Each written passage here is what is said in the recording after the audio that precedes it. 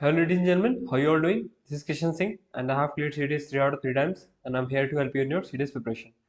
So आज हम पढ़ेंगे अपना ज्योग्राफी में क्लाउड्स एंड थोड़ा बहुत रेन के बारे में. ठीक है, तो क्लाउड्स एंड रेन के बारे में हम आज पढ़ेंगे, और उसके साथ साथ कुछ फिनोमेना होते हैं जैसे आपका ड्यू, फ्रॉस्ट, मिस्ट, फॉग. इन सब चीज़ों के बारे में भी आज हम पढ़ेंगे. ठीक है, तो पेपर में इंपॉर्टेंट टॉपिक है, पेपर में आता है, तो ध्यान से पढ़िएगा. ऑलराइट, तो स्टार्ट करते हैं. देखो, सबसे पहली चीज आती है इसमें कि आपकी जो एयर होती है ना, एयर, ठीक है, आपकी जो एयर होती है उसकी एक कैपेसिटी होती है मॉइस्चर को होल्ड करने की. यानी आपका जो वाटर वेपर है एयर में, ठीक है, उसको होल्ड करने की कैपेसिटी होती है आपके एयर की. ठीक है, तो देखो, air containing moisture two is full capacity at a given temperature is called saturated air. ठीक है, जब कोई एयर मास आपका, ठीक है, किसी एक सर्टेन टेम्परेचर पे अपनी फुल कैपेसिटी में मॉइस्चर होल्ड कर रहा होगा ना, कि उसके बाद, ठीक है, इस लिमिट के बाद ये और मॉइस्चर अपने अंदर होल्ड नहीं कर सकती है ये एयर मास. ठीक है, तो ऐसी एयर को हम कहते हैं क्या? Saturated air. ठीक है, जैसे अगर मैं एग्जांपल दूं, आपने देखा होगा जैसे गर्मी के दिनों में हमारे कपड़े आसानी से सूख जाते हैं क्योंकि उस टाइम एयर मास में, हमारी एयर में इतना मॉइस्चर प्रेजेंट नहीं होता है.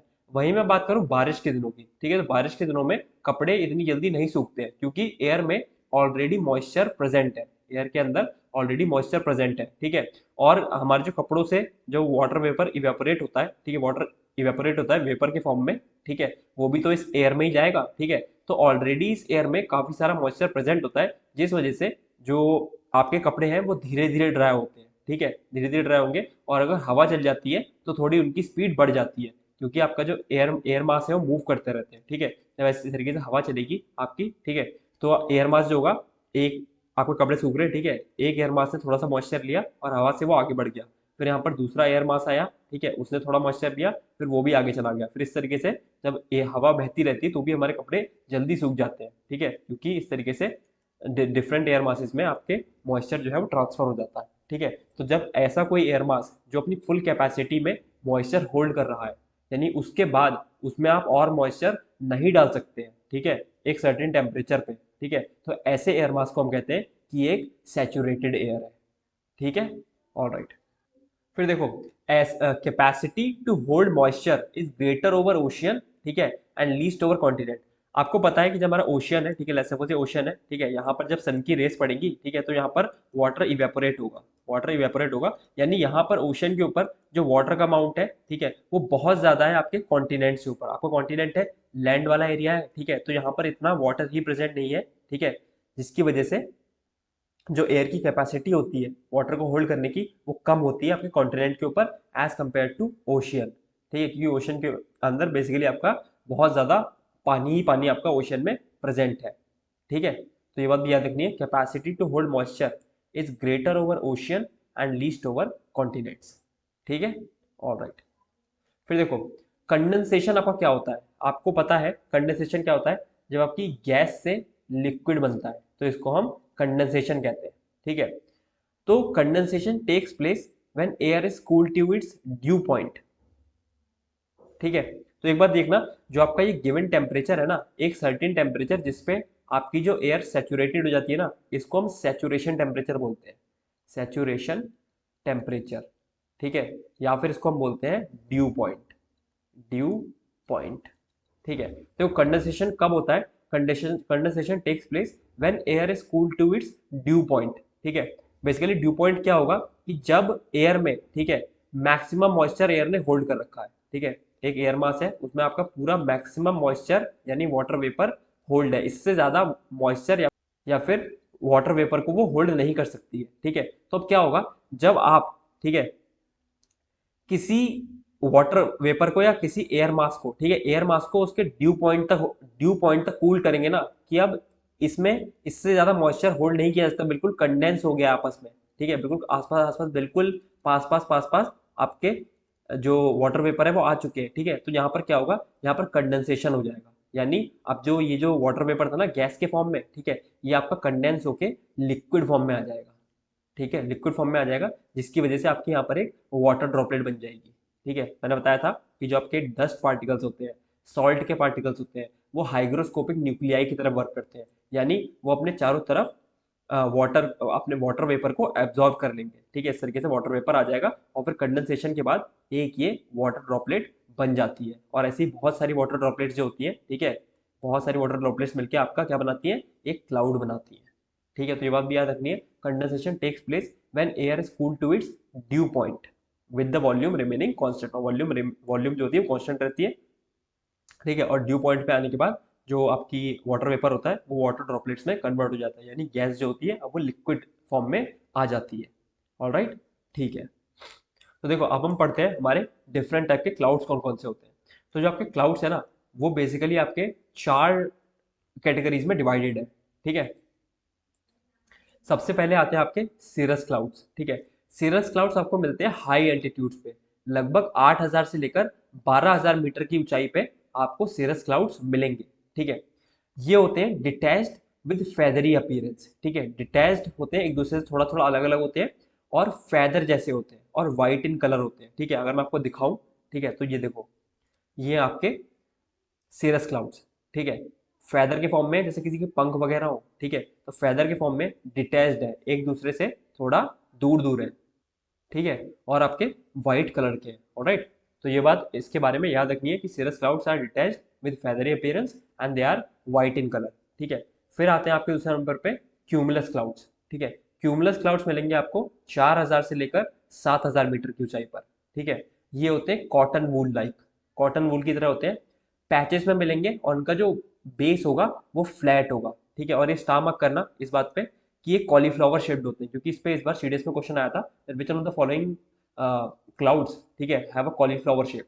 तो आपके जो क्यूमुलस क्लाउड्स होते हैं उनमें कॉलीफ्लावर शेप होता है। और आपकी जो कन्वेंशनल रेन होती है ना, ठीक है, बेसिकली जो नॉर्मल टाइप की रेन होती है, कभी जैसे गर्मी के दिनों में रेन हो जाती है, ठीक है, तो उस टाइप की रेंज को हम कन्वेंशनल रेंज कहते हैं, ठीक है। तो आपकी जो कन्वेंशनल रेंज होती है उसमें आपके क्यूमुलस क्लाउड्स ही पाए जाते हैं, ठीक है। तो अगर मैं आपको क्यूमुलस क्लाउड दिखाऊं, तो ये है आपके क्यूमुलस क्लाउड, देखो है एक मतलब सॉर्ट होगा कॉलीफ्लावर शेप्ड है। कॉलीफ्लावर किस तरीके का होता है, इसी तरीके का कॉलीफ्लावर होता है, ठीक है। तो कॉलीफ्लावर शेप्ड है, फ्लैट, इनका बेस देखो फ्लैट है, ठीक है, इनका फेड बेस जो है वो फ्लैट है, ठीक है। और आपके पैचेस में मिल रहे हैं, ठीक है, और आपके कॉलीफ्लावर शेप्ड होते हैं। फिर आते हैं हमारे अगले क्लाउड्स जिन्हें हम कहते हैं stratus clouds. Stratus cloud layered clouds होते हैं, लेयर के फॉर्म में मिलते हैं और ये cover large portion of the sky, sky के बहुत ज्यादा पोर्शन को कवर करते हैं। ये बनते क्यों है, ये बनते हैं या तो देखो, या तो एयर मास की हीट निकल जाए, जब एयर मास की हीट निकल जाती है तो वो एनर्जी लूज कर देती है, ठीक है, और वो कंडेंस होके क्लाउड बना लेती है, ठीक है। या फिर फॉर्म्ड इधर due to loss of heat, जैसे मैंने बताया, या फिर दो एयर मासेज हो, ठीक है, दो एयर मासेज हैं आपके, ठीक है, वो आपके डिफरेंट टेम्परेचर के, इसका टेम्परेचर कुछ और है, इसका टेम्परेचर कुछ और है, ये आपस में मिल जाएंगे तो उससे भी आपके स्ट्रैटस क्लाउड बन जाते हैं, ठीक है। ऑलराइट, फिर देखो, फिर आते हैं आप, हाँ, फिर देख लो इसको, ये है आपके स्ट्रैटस क्लाउड्स, ठीक है, लेयर फॉर्म में है, इस तरीके से लेयर है, पूरी पूरी लेयर, और बहुत ज्यादा एरिया को ऑक्यूपाई कर रहे हैं आपके स्काई के, ठीक है। ऑलराइट, फिर आते हैं आपके निम्बस क्लाउड्स। निम्बस आपके होते हैं ब्लैक और डार्क ग्रे कलर के, ठीक है। ये या तो आपको मिडिल लेवल पे मिलेंगे, ठीक है, या फिर मिलेंगे very near to the earth surface. Alright, ये शेपलेस मासेस होते हैं थिक वेपर के, इनका जो वेपर होता है बेसिकली वो काफी थिक होता है, तो shapeless masses of thick vapour opaque होते हैं to the rays of sun. कभी कभी आपने देखा हो क्लाउड्स इस तरीके से होते हैं, ठीक है, क्लाउड्स होते हैं उसमें जो सन की रेज होती है वो पूरी तरीके से नहीं आ रही होती, कुछ कुछ सन की रेज निकल के आ रही होती है, ठीक है, इस तरीके से बढ़ गई होती है सन की रेस, ठीक है। तो आपके ओपैक होते हैं सन की रेस के लिए, और ये बेसिकली रेन क्लाउड्स बनाते हैं। अभी आप देखोगे किस तरीके से डिफरेंट क्लाउड्स के साथ मिलकर ये रेन वाले क्लाउड का फॉर्मेशन करते हैं, ठीक है। तो मैं आपको निम्बस क्लाउड भी दिखाता हूँ, ये देखो है आपकी सर्फ, ऐसा लगता है कि मतलब बेसिकली ये सरफेस के काफी पास होते हैं, शेपलेस है, इनका कोई शेप नहीं है, इस तरीके से कोई भी इनका शेप नहीं है, ठीक है, शेपलेस क्लाउड्स होते हैं। और ये ग्रे, ब्लैक या डार्क ग्रे कलर के होते हैं, ठीक है। ओपैक है, देखो ऊपर रेज आ रही है, फिर इस तरीके से बढ़ जा रही है रेज, कुछ कुछ रेज पार हो रही है, बाकी रेज जो है वो बेसिकली आपके पार नहीं हो पा रही है, ठीक है, और इस सरफेस के भी काफी पास है। ये होते हैं आपके निम्बस क्लाउड्स, ठीक है। फिर इसमें जो अगला टॉपिक आता है वो आते हैं आपके high clouds, middle clouds and low clouds, ठीक है। आपके हाई क्लाउड्स कौन कौन से होते हैं, आपके बेसिकली हाई क्लाउड्स को बोलते हैं हम सिरस क्लाउड्स, हाई क्लाउड्स को सिरस क्लाउड्स भी बोलते हैं। इसमें आ जाएंगे आपके सिरस, सिरोस्ट्राटस, सिरोक्यूमुलस, ठीक है। ये बेसिकली आपके सिरस और क्यूमुलस क्लाउड्स मिलके बनते हैं, ठीक है। यहाँ पर सिरस और आपके स्ट्रेटस क्लाउड मिलकर सिरोस्ट्रेटस बनाते हैं, ठीक है। फिर आते हैं आपके मिडिल क्लाउड्स। मिडिल क्लाउड्स को आपके एल्टो क्लाउड्स भी बोलते हैं। मिडिल क्लाउड्स को एल्टो क्लाउड्स भी बोला जाता है। इसमें आ जाता है आपका एल्टो स्ट्राटस एंड एल्टो क्यूमुलस, ये दोनों आपके मिडिल क्लाउड्स हो जाते हैं। फिर आपके लो क्लाउड्स होते हैं। लो क्लाउड्स को आप स्ट्राटस क्लाउड्स भी बोलते हैं, ठीक है। इसमें आपका स्ट्राटस क्लाउड्स आ जाते हैं। ये आपका हो जाएगा निम्बो स्ट्राटस, ठीक है। निम्बो स्ट्राटस, निम्बस क्लाउड्स होते हैं ना, ठीक है। तो निम्बस और स्ट्राटस क्लाउड्स मिलके निम्बो स्ट्राटस और आपका स्ट्राटो क्यूमुलस, स्ट्राटस क्लाउड्स और क्यूमुलस क्लाउड्स मिलके स्ट्राटो क्यूमुलस बनाते हैं। तो ये आपके लो क्लाउड्स हो जाते हैं। तो इसको भी ध्यान में रखना है, इनसे भी क्वेश्चन आते हैं, ठीक है। इसमें आपका निम्बस क्लाउड जो है वो एक रेन क्लाउड्स है, बारिश करते हैं, ठीक है। और एक एक जो आपके क्यूमुलो निम्बस क्लाउड्स है, ठीक है, ये भी आपके रेन क्लाउड्स है। अब देखो क्यूमुलस निम्बो क्लाउड्स है ना, वो आपके किस तरीके के होते हैं? वो होते हैं क्लाउड्स विद वर्टिकल डेवलपमेंट, ठीक है। इस तरीके से काफी नीचे पर खिंचे हुए होते हैं और ऊपर इस तरीके की शेप होती है इनकी, ठीक है। तो ये सॉर्ट ऑफ जो आपके क्यूमुलोनिम्बस क्लाउड्स है ना, इनकी शेप होती है एनविल शेप्ड। एनविल देखा आपने? एनविल, ठीक है। तो ये आपके एनविल शेप्ड होते हैं, ठीक है। एनविल सॉर्ट ऑफ इस तरीके का एक स्ट्रक्चर होता है एनविल, ठीक है। तो ये आपके एनविल शेप्ड होते हैं, दिख रहे हैं? ऑलमोस्ट मतलब रिजेंबल करते हैं एनविल से। तो ये बात रखना, क्यूमुलोनिम्बस क्लाउड्स का एनविल शेप होता है, ठीक है। और ये आपके कहाँ पाए जाएंगे? ये आपके मिलते हैं आपको इक्वेटोरियल रेन फॉरेस्ट में, ठीक है। तो लिख लो यहाँ, ये कहाँ मिलेंगे आपको? इक्वेटोरियल रेन फॉरेस्ट वाले एरिया में आपको अक्सर देखने को ये मिलेंगे, ठीक है। और इनके बेस पे आपके कौन से क्लाउड मिलेंगे? इनके बेस पे आपको मिलेंगे क्यूमुलस क्लाउड, ठीक है। तो क्यूमुलस क्लाउड्स एट बेस, किसके? क्यूमुलोनिम्बस क्लाउड के बेस पे आपको क्यूमुलस क्लाउड्स देखने को मिलेंगे, ठीक है। इस तरीके से बारिश हो रही है, ठीक है। ऑलराइट, तो आई होप यहाँ तक आपको समझ में आया होगा, ठीक है।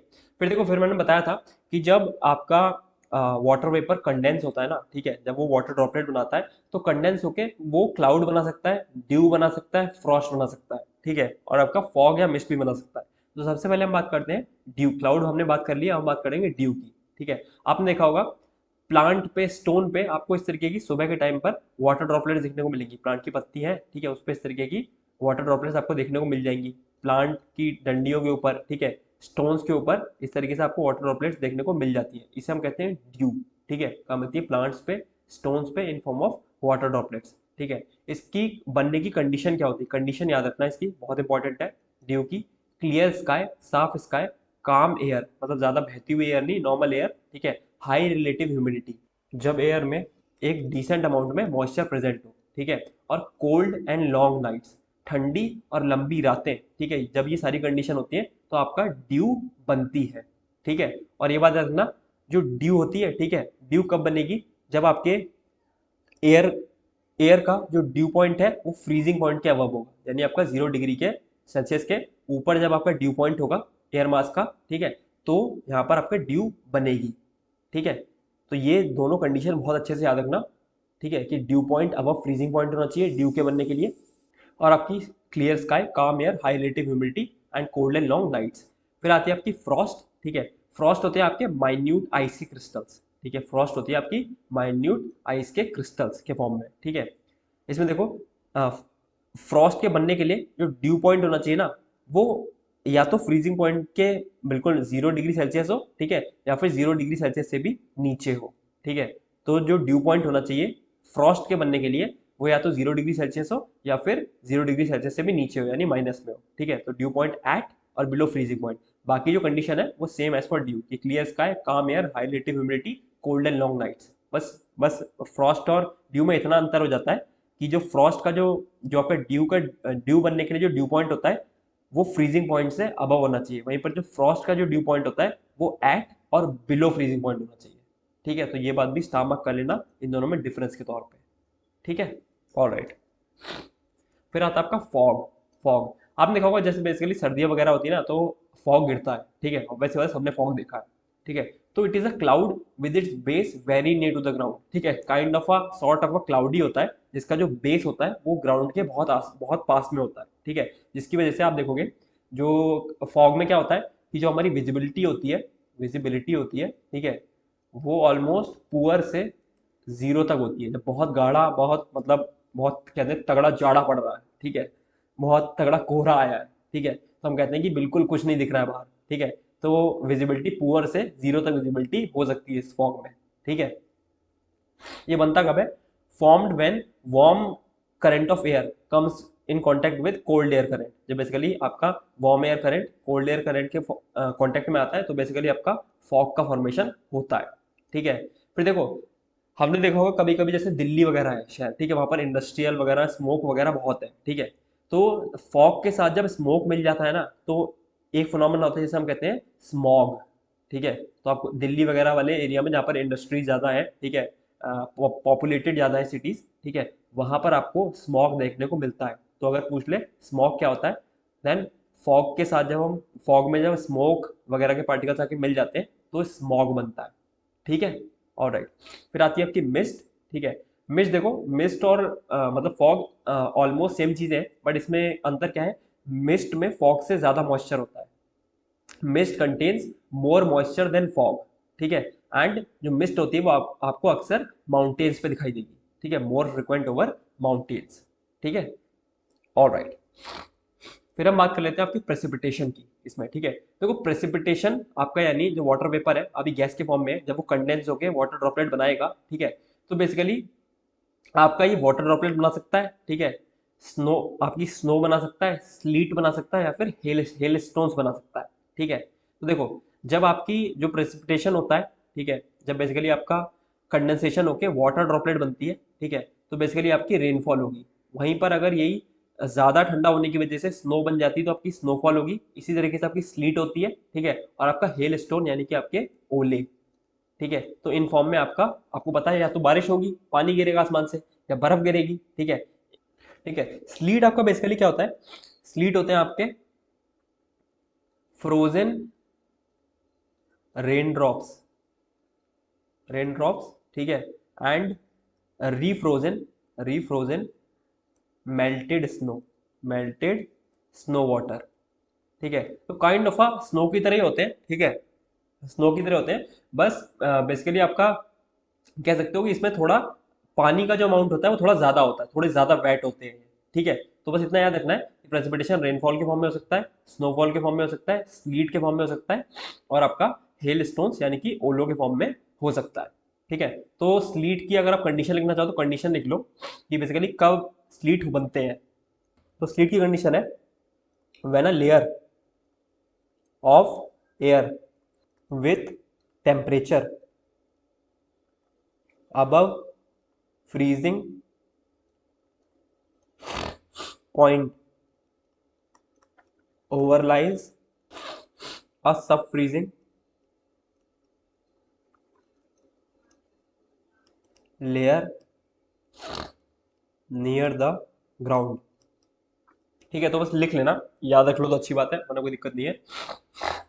वह ना लेयर ऑफ एयर में टेम्परेचर अबव फ्रीजिंग पॉइंट, एक ऐसी एयर की लेयर जिसका जो टेम्परेचर है वो फ्रीजिंग पॉइंट के अबव है, यानी कि आपका 0 डिग्री सेल्सियस के ऊपर है, ठीक है। वो एक ऐसी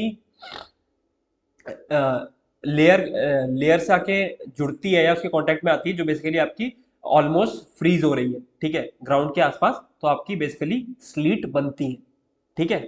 ऑलराइट, फिर देखो, फिर यहाँ था आपका पहला इसमें कन्वेंशनल रेन। कन्वेंशनल रेन के साथ मैंने आपको बताया क्यूमुलस क्लाउड्स एसोसिएटेड होते हैं। ये आपका कब कॉमन है? कॉमन है समर में, आपकी गर्मियों में होती है, या फिर hotter part of the day, कभी कभी बेसिकली जब दिन में काफ़ी गर्मी हो रही होती है तो कभी कभी आपकी बारिश हो जाती है, ठीक है। तो बेसिकली आपकी कन्वेंशनल रेन का ही पार्ट है। कहाँ कहाँ पर पाई जाएगी? आपके इक्वेटोरियल रीजन में पाई जाएगी, interior part of the northern hemisphere में पाई जाती है, और ज़्यादा देर तक नहीं होती है, 15-20 मिनट, आधा पौन घंटा होती है, और फिर ये रुक जाती है। एक होती है आपकी ओरोग्राफिक और रिलीफ रेन, ठीक है, थोड़ा इस पे स्टामक करना, और इस वाली बात पे स्टामक करना कि ये क्यूमुलस कन्वेंशनल रेन के साथ आपके क्यूमुलस क्लाउड्स एसोसिएटेड रहते हैं। देखो ओरोग्राफिक रेन क्या होती है, ओरोग्राफिक या रिलीफ रेन क्या होती है, इस तरीके से आपके माउंटेन्स है, ठीक है, ठीक है, इस तरीके से आपका माउंटेन है, ठीक है। तो देखना जब यहाँ से एयर मास, ठीक है, इस तरीके से ऊपर की तरफ बढ़ता है ना, इसके अलोंग द साइड, इसके इस तरीके से ऊपर की तरफ बढ़ता है, तो यहाँ पर ये एनर्जी लूज करता है, ठीक है, कंडेंस करता है, और यहाँ पर ये बारिश कर देता है, ठीक है, बारिश कर देता है। ये जो ये वाली साइड है ना माउंटेन की, जिस साइड बारिश हो रही है या जिस साइड से एयर एयर मास ऊपर उठ रहा है, इसको हम बोलते हैं windward side, windward side of mountain, ठीक है, इसको बोलते हैं विंडवर्ड साइड। यहाँ पर आपको बहुत रेन, बहुत बारिश देखने को मिलेगी, ठीक है। और जब बेसिकली यहाँ पर ये बारिश बरस जाती है, उसके बाद जो एयर मास होता है यहाँ से नीचे नीचे उतरता है, ठीक है, माउंटेन्स की साइड से, दूसरी साइड से नीचे की तरफ जाता है। इस वाली साइड को हम बोलते हैं लीवर्ड साइड, माउंटेन की लीवर्ड साइड, लीवर्ड साइड।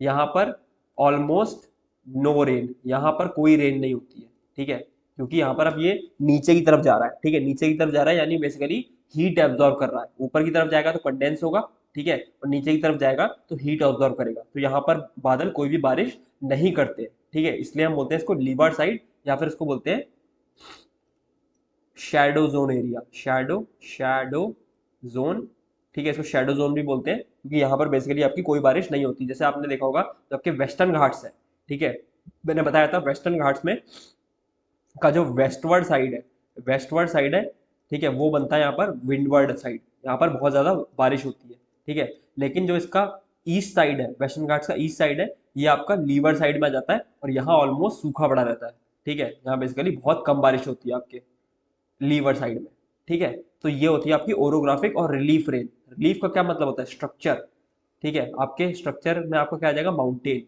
ठीक है, तो आपके स्ट्रक्चर की वजह से बारिश होती है। माउंटेन पे ऊपर चढ़ते हुए बादल बारिश कर जाते हैं, और नीचे उतरते हुए कोई भी बारिश नहीं करते, इसलिए आपका विंडवर्ड साइड और लीवर्ड साइड माउंटेन में बनता है, ठीक है। तो ये बात भी हमें याद रखनी है। तो ओरोग्राफिक रेन कहाँ होती है आपकी, विंडवर्ड साइड पे, windward side of mountains, for example आपका वेस्टर्न घाट्स, ठीक है। तो ये था आपका पूरा क्लाउड का चैप्टर, ठीक है। आई होप आपको पूरा अच्छे समझ में आया होगा, पढ़िएगा, इससे क्वेश्चन आते हैं हर बार, ठीक है। तो फिर मिलते हैं नेक्स्ट वीडियो में, नोट्स बनाते रहिए, ओके, बाय।